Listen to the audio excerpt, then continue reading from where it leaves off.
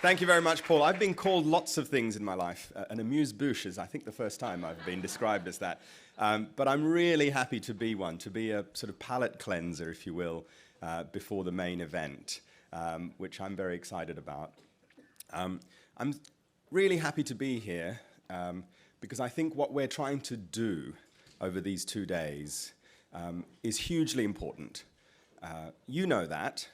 And you know that because many of you are entrepreneurs, many of you are investors, donors, refugees, activists. I want to reflect on 3 reasons why I think what we're doing is particularly important. And the 3 reasons relate to 3 fundamental questions about our future, humanity's future, that I think we are helping to answer. And I think all of the projects and ideas that we'll hear about later will help to answer. And these are 3 questions that I don't think society discusses enough. There's almost a sort of willful neglect about these 3 questions. And the 3 questions are, will there be more or less mobility in the future, in the coming years? Will there be more or less human mobility in decades to come? Do we treat those who move with dignity, or do we sanction them? Do we give them opportunity, or do we punish them? And the third question is, are our current economic models delivering for people and planet? And I hope, what I want to sort of convince you, if you need convincing, is on each of those questions, the sorts of things we're going to be talking about and hearing about later today have positive, tangible answers. The first, do we think that the world is going to have more or less mobility in years to come? I worry that many of us, particularly in the global north, have been conditioned to believe that it's not going to happen. I saw it very acutely. Katja reminded me of being on a program called Question Time, BBC Question Time here in the UK a few months ago. And someone in the audience said, you're talking about these small boats and we need to stop the boats. Why don't we, she said, why don't we just take a knife and slash the dinghies as people are crossing the English Channel? And I thought to myself, wow, I don't think this person was inherently racist necessarily. I don't think she was misanthropic. She didn't hate humanity. But she's been led to believe that if only we take a little bit of action in the last mile, that we will somehow stop human mobility. That somehow we can build ever higher fences, put even more security on our borders to stop people from moving. And I contrast that to a few months before when I was working at Oxfam and spent some time in Somaliland. And as many of you know, East Africa has been facing arguably the worst drought in living memory. 4 or 5 successive raining seasons have failed. People are dying of hunger.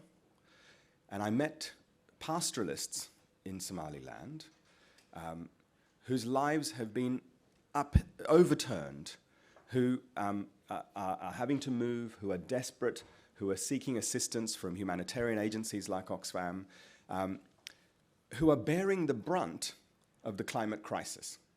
Right? Already, Oxfam research has suggested that in the last 20 years, we've seen an 8-fold increase in humanitarian need as a result of extreme weather events, like droughts, floods, wildfires, hurricanes. You can't pin any one of these events down to climate change, but the trend is clear. And these pastoralists in Somaliland had almost nothing to do with climate change. Being a pastoralist, arguably the least climate-intensive lifestyle a human being can lead, and yet they're at the front line of climate breakdown.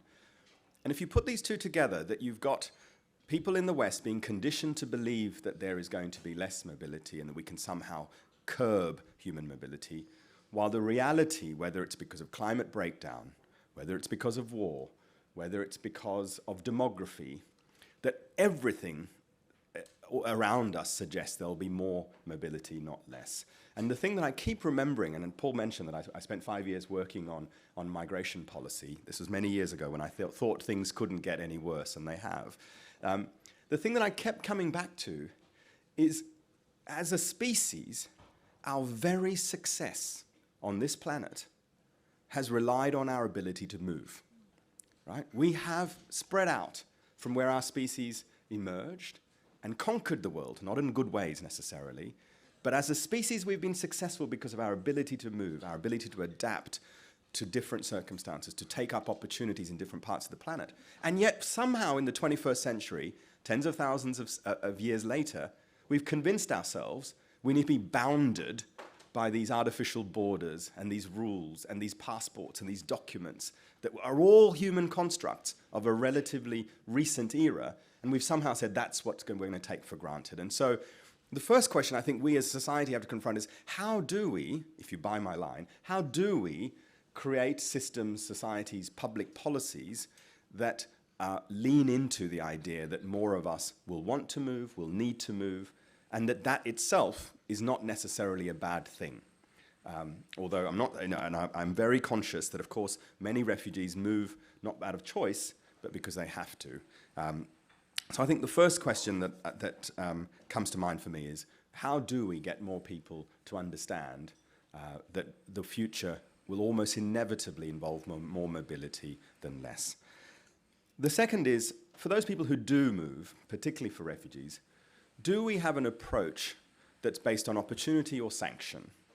And here I'm really sort of frustrated, on the verge of angry, that societies around the world, again, mostly in the West, but not only. I've been to parts of the global South where refugee reception policies are just as draconian. The general policy approach is one of punishment. We will treat you badly because you've dared to cross borders. We won't let you work. We won't let you bring your family. We will tell you where you need to live. We will tell you what benefits you'll get. And by the way, they won't be the same benefits that the host community will receive, and so on. And it makes me angry because it's not right in a moral sense, but it's also stupid. It's the most stupid approach to harnessing the benefits of human mobility. And so again, if you believe the first thing I was saying, that our success as a species is based on our ability to move, then why wouldn't we harness those opportunities? Why wouldn't we give opportunities for people to be entrepreneurial? And for me, one of the best examples of where I saw that done was in Zaatari refugee camp in Lebanon. So some of you will remember when the Syrian crisis happened, Zaatari in northern Lebanon became, I think, the world's second biggest refugee camp. And like in many parts of the world, refugees in Jordan are not allowed they don't have the same rights and freedoms that Jordanians have to live in most part inside the camp. We as Oxfam were working inside the camp and weren't able to provide formal employment to any of these refugees because that wasn't permitted. But one of those refugees said to a colleague of mine many years ago, well, look, why are all these people in this very large refugee camp with 100,000 people throwing litter all over the place? This place is ridiculous because look at all of the mess that's created. It's unhygienic. It's not a pleasant place to live. It's a real shame because when I worked in Damascus, I ran a waste business. And we could make money from collecting all this waste. And so, with the help of this amazing man, Oxfam set up Zaatari's biggest waste recycling endeavor. And today, an army of volunteers, that we're going to have to call them volunteers, although they get a stipend because they're not formally allowed to work, go about Zaatari collecting all sorts of waste: cardboard, metals, glass, aluminium. It's packaged. It's in some cases having to be shipped to Turkey because Lebanon doesn't yet have the waste recycling facilities to do recycling at scale. It's not quite a self-sufficient business yet, but it's amazing. And it's amazing because you think, well, A, this is creating employment, although we're not allowed to call it that. B, it's a sustainable solution to managing waste.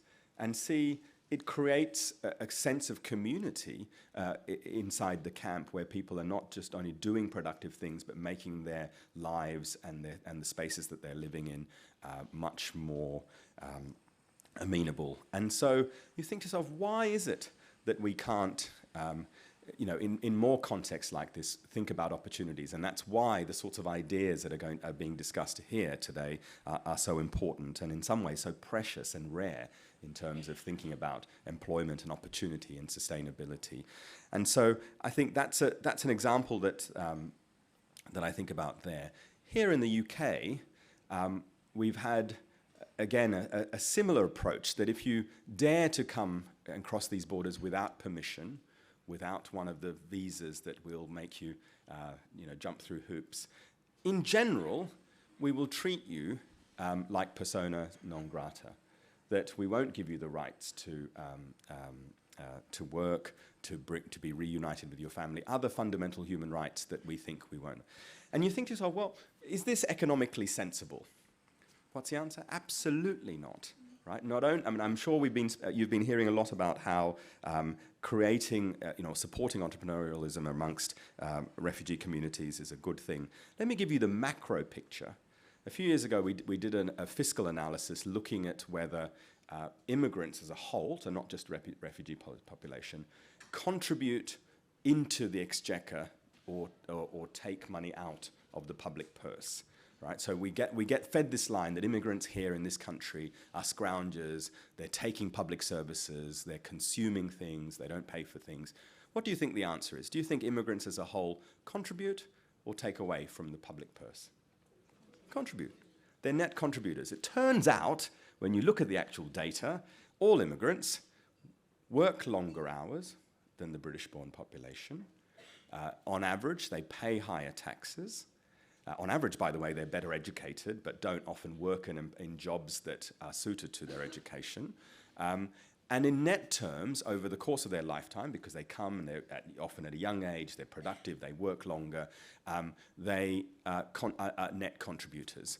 And so the economic argument is clear. And let me just finish one more point around why this approach really worries me about the approach of sort of sanctioning people who cross borders worries me.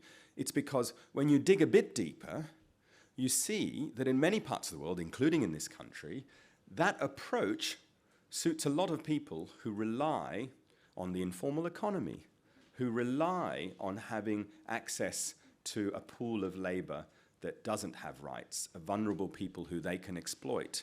And to me, that is the dark underbelly of the sort of economic system that we're building, that in this country, in some ways, for many decades, has become addicted to cheap, informal labor, whether it's in the rural or agricultural sector, in the coastal populations that rely on people to go out and do very dangerous jobs, in the care sector. Jobs that are dirty, difficult, and dangerous, that the local population doesn't seem to want to do and employers are not paying enough to, are attracting undocumented workers, many of whom are. And so we have a fundamental economic contradiction in some ways, or a tension that we need to address, which is to think through how we can we avoid the exploitation of people, including in modern so-called sophisticated economies like this one. And the only approach, the best approach, for that is to treat people with dignity and humanity, to offer them opportunity, not sanction, because that's the best way of bringing people out of the shadows, allowing them to live a life of dignity and make the best contribution that they can to society. Let me close by just asking that third question. Is the current economic model that we're pursuing likely to succeed or not? And what intrigues me about what I've read so far about many of the ideas and proposals that are going to be discussed today is that many of them are about different ways of thinking through economic activity. They're about involving refugees in decision-making. It's about sustainability. It's about empowering people. It's about creating good jobs. And that I find particularly inspiring because I think the moment has come for us to challenge so many of the fundamentals that we've taken for granted in how the modern economy works. As a species, again, we've kidded ourselves, I would argue, for the last century or so, that this approach, the contemporary approach to modern economics, is the right one. We've assumed that somehow through globalization, through industrialization of so many aspects of our life that we can grow our way to success. But wherever I look, the opposite is happening. Take inequality, for example. Last year, every single country in the world for which we have data saw a rise in inequality. During the two years of the COVID pandemic, 20, 21, and 22, the 24-month period, when we thought that we would see the sort of leveling of, people called the pandemic the great leveler, because all of us as humans were in this together, all of us could have gotten infected, we were going to come together. Did we see humanity being leveled? No. We saw the opposite. We saw the most dramatic rise in inequality we've seen, again, since record began. If you take a small group, the world's richest people, the richest 1% of the world's population, their combined wealth grew, the combined wealth of the richest 1% grew by 2/3. Let me start again. Of all the wealth that was in the 2 years between 2020 and 2022, the 1% of the world's population accounted for 2/3 of all new wealth created in that 2-year period. The world's billionaires, 2,500 of them, saw their wealth more than double in cumulative terms. And so we've built a system that isn't delivering for most of us, for most people on the planet. We've built an economic model that isn't delivering in terms of environmental sustainability, that is exploiting. We've built an economic model in which globalization in some ways yields amazing results for some of us, but the price is hidden in plain sight. Let's take tea, for example. I was born in Sri Lanka, so tea is a commodity that I'm particularly passionate about.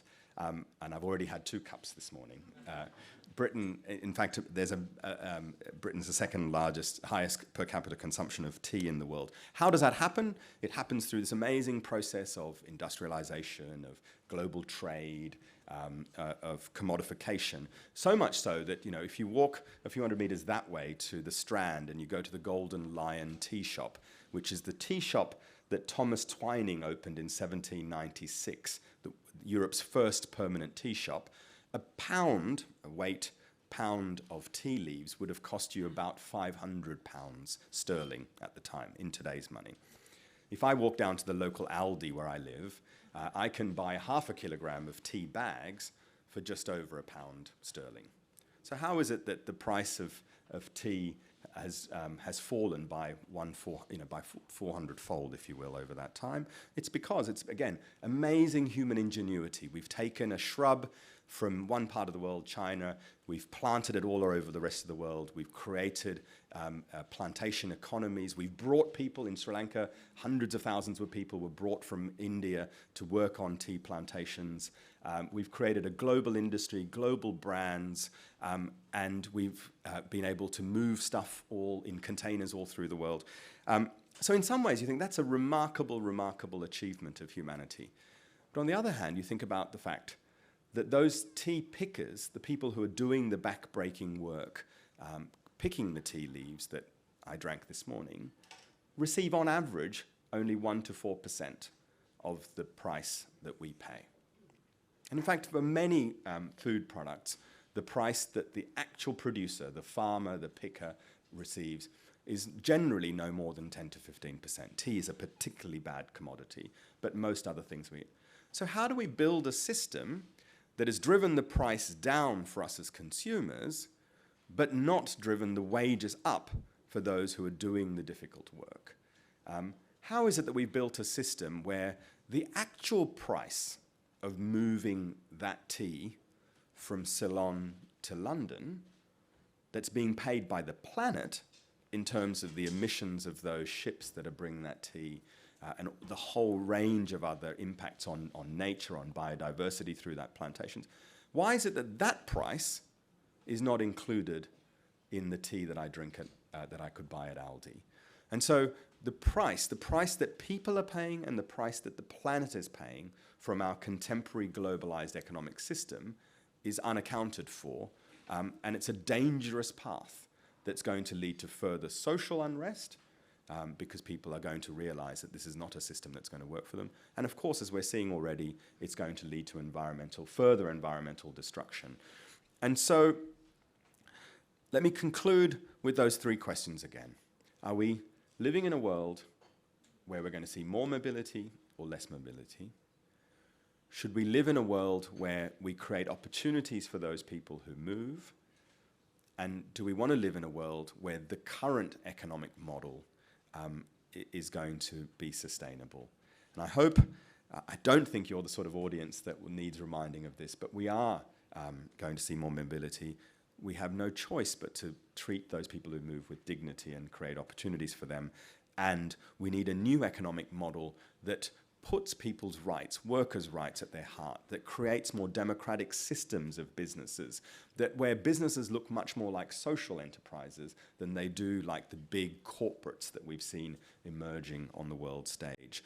And the wonderful thing about the ideas that we'll be hearing more about today is I think all of them in different ways addresses each of those questions. It's about leaning into the idea that more people will move, that we'll need to be more responsible, and that we can create opportunities not by replicating what's wrong with the current economic model, but creating new forms of enterprise that are more empowering, that are more sustainable, that are more inclusive. And I think that's what excites me about the ideas we're about to hear about. Thank you very much.